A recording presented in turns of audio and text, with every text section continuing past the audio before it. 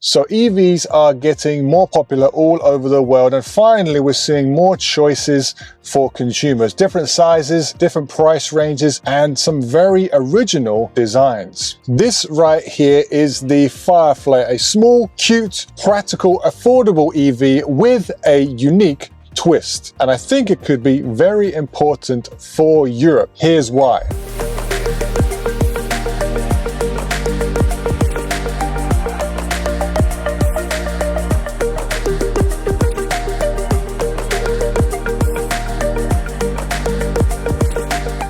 So let me be real, and I mean real with you for a second. A lot of the Chinese EVs you see around the world are probably not designed for your market. That's right. If you can believe it, the BYD Song Plus L whatever is not designed as a global car. It's designed for China and then exported after the fact. This, however, was designed in Europe, and it puts the habits of European consumers first. That's right, designed in Europe for Europe. So what exactly do I mean by this? Let's start with the type of car this is. So this is a compact, by today's standards at least, electric hatchback. Now that has got Europe written all over it. This car is special, and I'm not just talking about this front and rear lighting signature, which has got a lot of people very excited.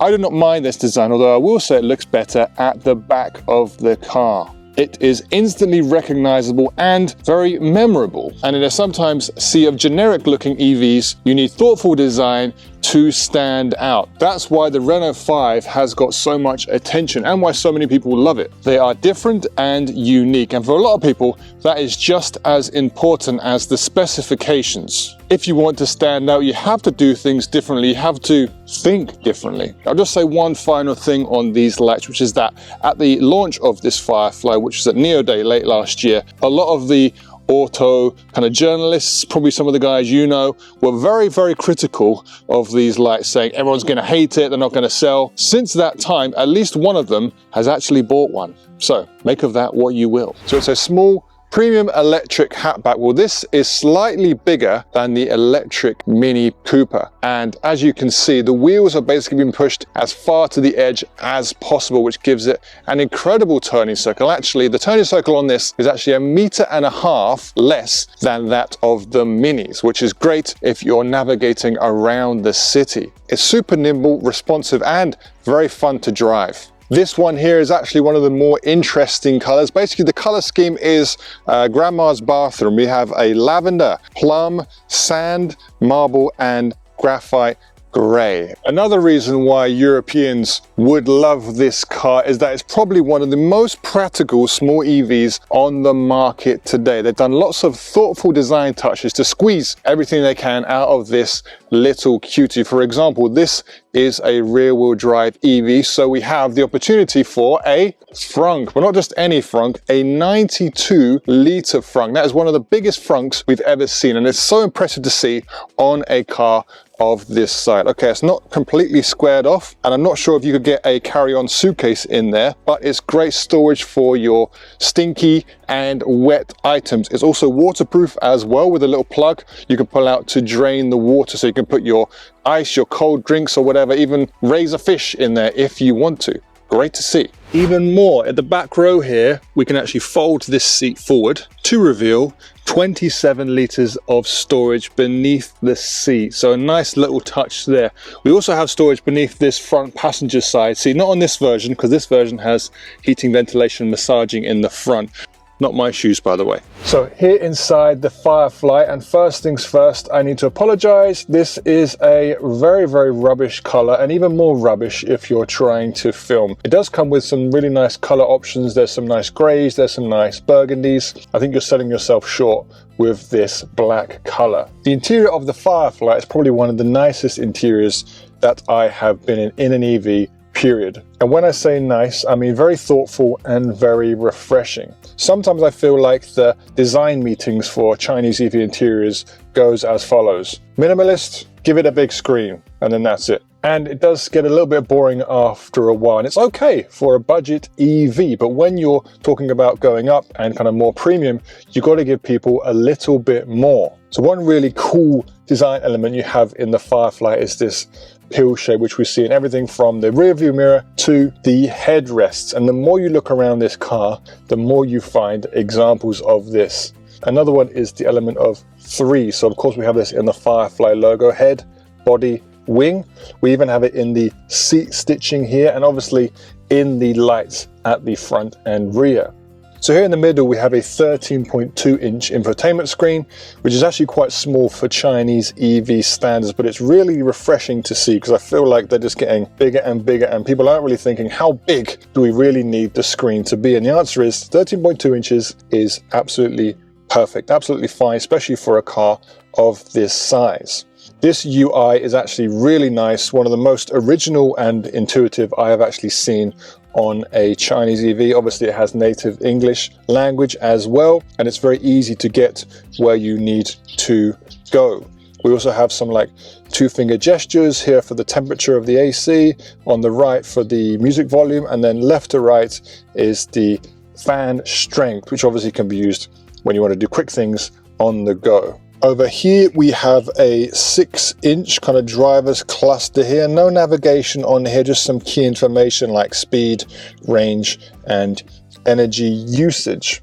We have a deep dash and an integrated kind of like air conditioner and sound bar at the front there. This is 14 speakers, Dolby Atmos 7.1, and this is actually an oscillating kind of air conditioner, so it moves from left to right if you want it to. It works very well. We have a nice glove box here.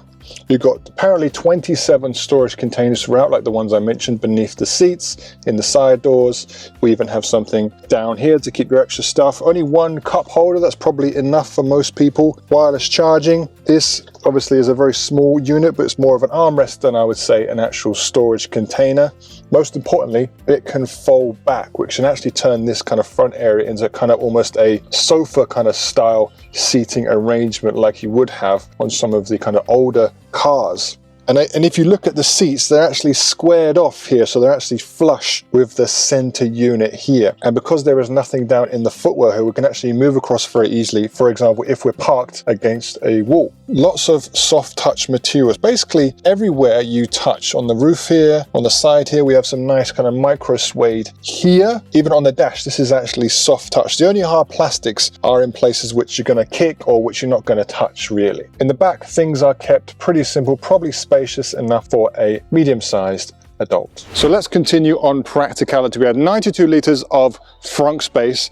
In the trunk, we have, well, a dog. Your version of the Firefly probably won't come with a dog inside, but we have 35 liters of trunk space here, and my beautiful model here is helping me just demonstrate how nice and spacious it is for him. Fold the seats down and we get 1,250 liters of expanded trunk space. Although it is not completely flat, you can get an additional element to make sure this stays flush if you're moving items around. Okay, Nate just raised a very good point with me, which is that don't Europeans love their animals? Is the Firefly pet friendly? So we have a pet mode which will keep your car nice and cool when you got to run into the shops. And we have some magnetic fixtures here we can use for things like, you know, storage of your food or even for a dog bowl. And the boot space, I would say, is great for a small to medium size dog. And perhaps most importantly, we actually have a scent curator here. So if you've got a smelly, stinky dog like me, you'll be very thankful for that. This one here is called Forest Glow. So as mentioned previously, the Firefly has a great turning circle, which means it's very nimble, making it perfect for driving around the city. And while it is very small, we do also have 10 cameras and 12 ultrasonic sensors, just to be sure you know exactly where you are. And you're going to be very confident driving around in this Firefly.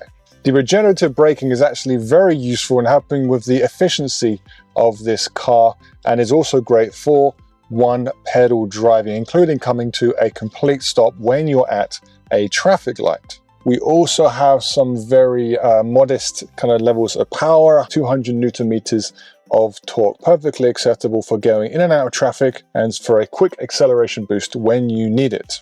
and a 0 to 100 time of 8.2 seconds. I think realistically, you're not going to be going that fast most of the time anyway. And although it's small, it's actually very safe. This car has been tested above the required levels and has passed with flying colors with a 42.1 kilowatt hour battery pack. So nice and small, keeping the car light. So for a CLTC range of 420 kilometers. However, this car claims to have an efficiency of 10.9 kilowatt hours per 100 kilometers on the CLTC cycle, which is Mona levels of efficiency. And by the way, we'll be doing a comparison video between this one and the Mona, so make sure you subscribe so you don't miss out on that. So they've claimed 10.9. Actually driving around the city over the last 50 kilometers, I've got an efficiency of 9.5 kilowatt hours, which is actually very, very good. Of course, this hasn't included any kind of higher speed driving, which would impact your efficiency quite a lot. But I think for just driving around the city, those levels of efficiency are very good, and that's actually slightly better than the Xpeng Mona. So we have 100 kilowatts of charging speed, which is fine considering the size of the battery. And of course, Firefly is a NIO brand, so it comes with battery swapping. Let's talk about battery swapping very quickly, shall we? So this, of course, is a NIO brand car, so it comes with the ability to swap your battery out instead of charging. However, it only works on the newest generation of battery swapping station. There aren't many of these in China right now, and there ain't any in Europe. So I don't think it's something that could replace your regular charging of the car, especially in Europe.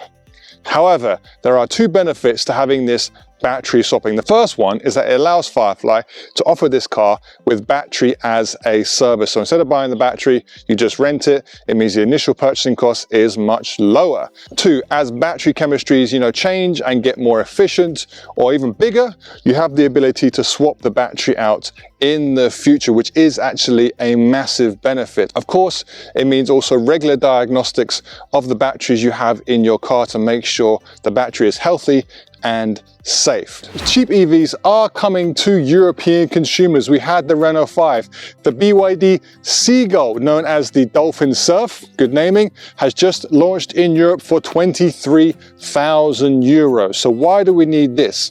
Well, is this the cheapest EV you can buy?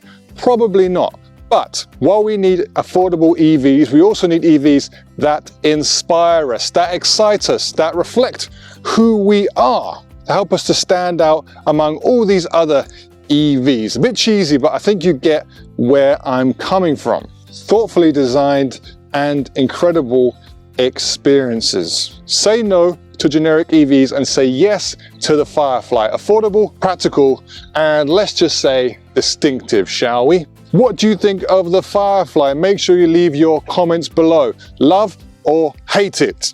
Be sure to give us a like and a subscribe. I'll see you next time.